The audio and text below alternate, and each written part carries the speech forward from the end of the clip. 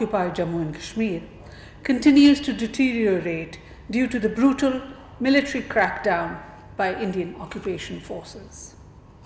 Pakistan strongly condemns the ongoing state terrorism and extrajudicial killings of innocent Kashmiris in so-called cordon and search operations in Indian-occupied Jammu and Kashmir. Despite the surge in COVID-19 cases in Indian-occupied Jammu and Kashmir, the occupation forces continue their relentless campaign of oppression and brutalization of the Kashmiri people. Innocent Kashmiris are being martyred in fake encounters and phony cordon and search operations. In an inhuman practice, even the mortal remains of those martyred are not being handed over to their families.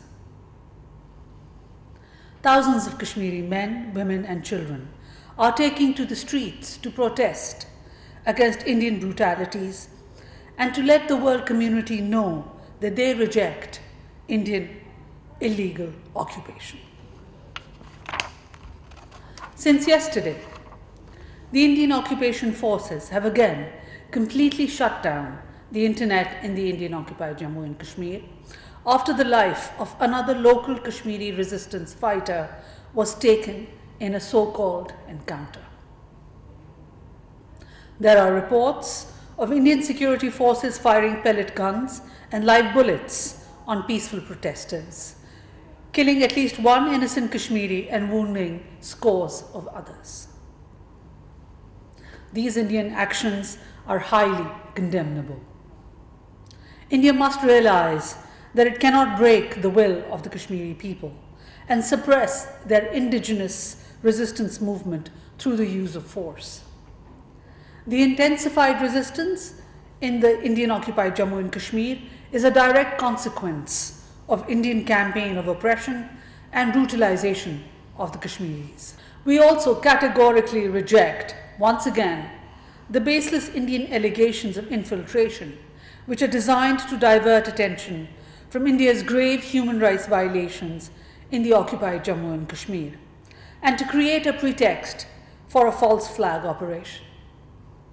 While sensitizing the international community about such a possibility, we have consistently urged India to refrain from any ill-considered and irresponsible move which could have serious implications for peace and security in the region. Pakistan once again calls upon the international community to take notice of the situation and hold India accountable for its illegal actions, which are imperiling peace and stability in South Asia.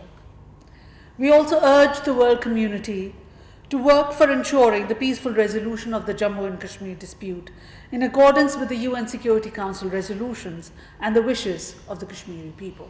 Separately, as you are aware, President of Pakistan, Dr. Arif Alvi, represented Pakistan at the special online summit of heads of state and government of the non-aligned movement convened by its chair, Azerbaijan, on the theme, United Against COVID-19.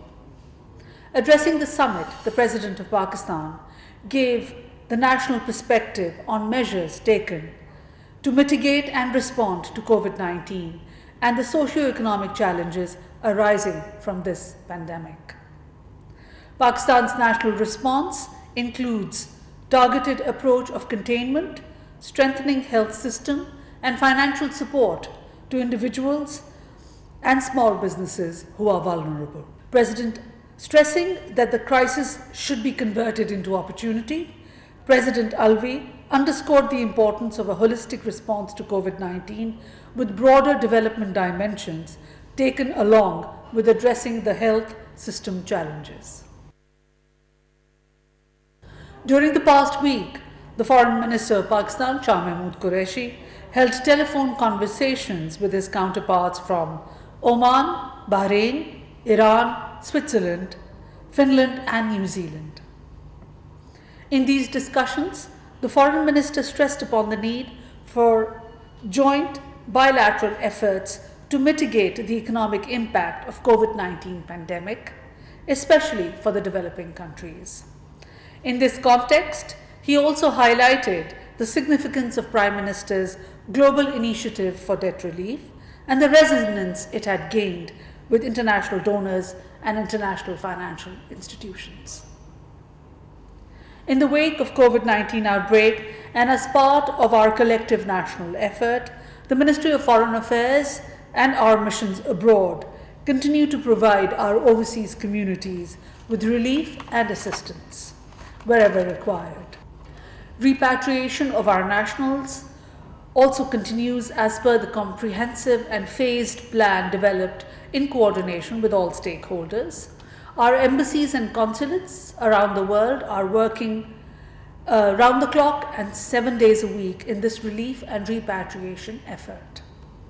As part of the fourth phase of repatriation plan between the 1st to the 5th of May 2020, through 6 special PIA flights, 1,122 Pakistani nationals were brought back from Dubai, 252 from Qatar, 111 from Bahrain, 252 from Sudan, which also included 214 Tablighi Jamaat members, 221 from Kenya, 273 from the UK, 40 from Sri Lanka, 132 from the Republic of Korea, and 56 Pakistani nationals from 5 European countries, including the Netherlands, Belgium, Germany, Hungary, and Switzerland.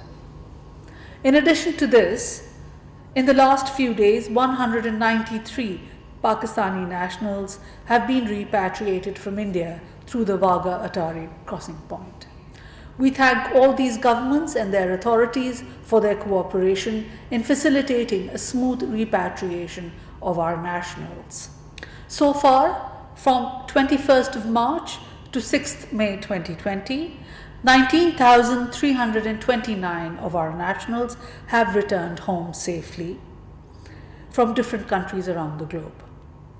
This also includes 762 members of the Tablighi Jamaat who were stranded in different countries, as well as 868 prisoners. The number of Pakistani nationals still awaiting repatriation in different countries is 108,592. Plans for their smooth and safe repatriation are also underway, and they will be brought home according to the plan made. Thank you. Occupied Jammu and Kashmir continues to deteriorate due to the brutal military crackdown by Indian occupation forces.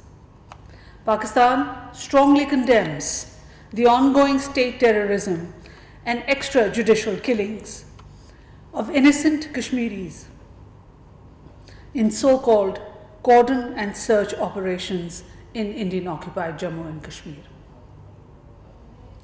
Despite the surge in COVID-19 cases in Indian-occupied Jammu and Kashmir, the occupation forces continue their relentless campaign of oppression and brutalization of the Kashmiri people. Innocent Kashmiris are being martyred in fake encounters and phony cordon and search operations. In an inhuman practice, even the mortal remains of those martyred are not being handed over to their families. Thousands of Kashmiri men, women, and children are taking to the streets to protest against Indian brutalities and to let the world community know that they reject Indian illegal occupation. Since yesterday, the Indian occupation forces have again completely shut down the internet in the Indian-occupied Jammu and Kashmir after the life of another local Kashmiri resistance fighter was taken in a so-called encounter. There are reports of Indian security forces firing pellet guns and live bullets on peaceful protesters, killing at least one innocent Kashmiri and wounding scores of others. These Indian actions are highly condemnable. India must realize that it cannot break the will of the Kashmiri people and suppress their indigenous resistance movement through the use of force. The intensified resistance in the Indian-occupied Jammu and Kashmir